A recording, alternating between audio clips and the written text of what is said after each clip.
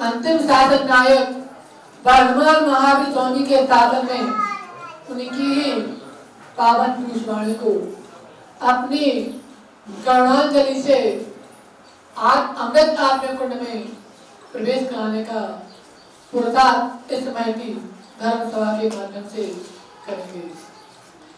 संसार का प्रत्येक प्राणी भ्रम के वशीभूत होकर संसार में परिणत कर रहा है।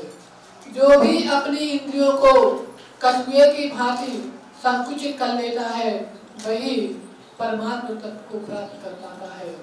हमने आज तक सबकी सुनी है, घर में परिवार में की सुनी है, रिश्तेदारे नाते पुतों की सुनी है और सबको सुनाई है, लेकिन हमने अपनी ना तो आत्मा सुनी है ना प्रभु के दरबार में प्रभु को सुनाई है। इसलिए हम निरंतर अनादि काल से भ्रम वशीभूत होकर संसार परिणत कर रहे हैं।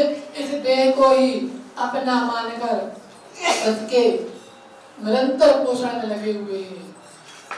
जो शरीर को जो मांग करता है उसकी पूर्ति हम निरंतर करते हैं। पांचों इंद्रियों के विषय में हम तल्लीन रहते हैं और उनकी पुष्टि में निरंतर बन रहते हैं। इसीलिए एक एक इंद्रिय के वशीभूत होकर प्रत्येक जीव अपने जीवन की लीला समाप्त कर लेता है और हम तो पंच इंद्रियों के वशीभूत हो रहे हैं, तो हमारी क्या दशा होगी। संसार परिवर्तन निरंतर बढ़ता ही रहेगा। यदि हम संस्कार को स्वीकार नहीं करते हैं, अष्टमूल गुण को धारण नहीं करते हैं, तो हमारी संस्कृति भी निरंतर क्षीण होती जाएगी और संस्कार की नींव समाप्त होते ही हमारा जीवन समाप्त हो जाएगा। अतः हमें अपने संस्कार को स्थिर करने के लिए अष्टमूल गुण रूप प्रतीक को धारण करना होगा।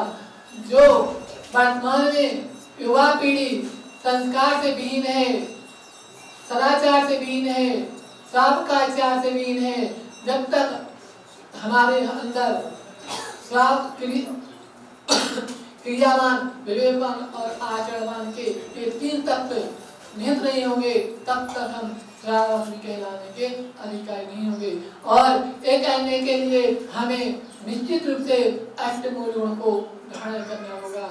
जब दमोह में भी परमपुर मुनि सुब्रत सागर जी ने 150 से 200 बच्चों के मुंडन संस्कार करके अष्टमूल गुण के संस्कार किए थे और उन्हें पूजा से जोड़ा था।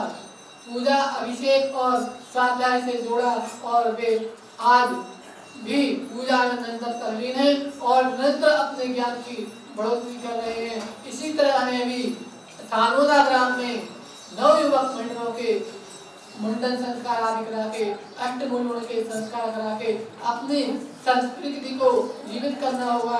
और जब भी बीज के अभाव में वृक्ष की उत्पत्ति नहीं होती और फल नहीं आते, उसी तरह संस्कार के अभाव में हमारे जीवन में संयम एवं वैराग्य के फल उत्पन्न नहीं होंगे।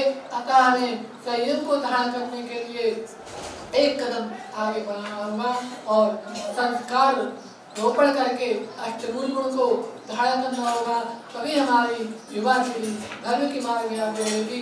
अन्यथा भौतिकता की चकाचौंध में, असमें, व्यसन में लीन होकर जो आगे बढ़ रहे हैं उनके कदम को रोकना होगा और हमें अपने मोक्ष मार्ग को प्रशस्त करने के लिए, अपनी संस्कृति को जीवित रखने के लिए धार्मिक संस्कार का बीजारोपण करना होगा। तभी हम अपने लक्ष्य को प्राप्त कर सकते हैं, तभी हम अपने परमात्मा तत्व से मिल सकते हैं। बहिरात्मा से अंतरात्मा और अंतरात्मा से परमात्मा बनने के लिए हमें जीवन में संस्कार की बहुत आवश्यकता है और ये संस्कार करके हम अपने धर्म एवं संस्कृति को और अपने सदाचार को सुरक्षित रख सकते हैं। अतः जीवन में संस्कार ही एक हमारे जीवन की पाठशाला है और इस संस्कृति एवं संस्कार को संरक्षण हेतु हमें निश्चित रूप से अपने मन को बनाना होगा और संस्कार को करके अपने जीवन को कदम को मोक्ष मार्ग की ओर बढ़ाना होगा।